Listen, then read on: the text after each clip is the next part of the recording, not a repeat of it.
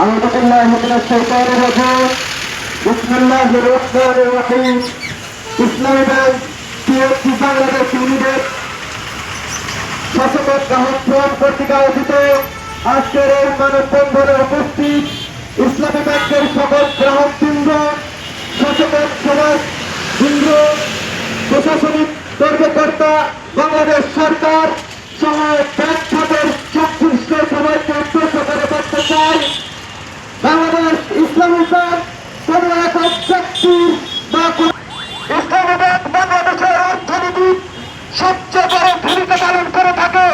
আমরা ইতিপূর্বে দেখেছি স্বৈরাচার সরকারের সময় এজালাত কর্তৃক বাংলাদেশে ইসলামী ব্যাংকের হাজার হাজার লক্ষ লক্ষ কোটি টাকা বিদেশে পাচার করা হয়েছে। 5ই আগস্টের পরে যখন বাংলাদেশ নতুন একটি বাংলাদেশের স্বপ্ন দেখতে ছিল, ইসলামী ব্যাংক নতুন করে ঘুরে দাঁড়িয়ে হয়েছিল, তখন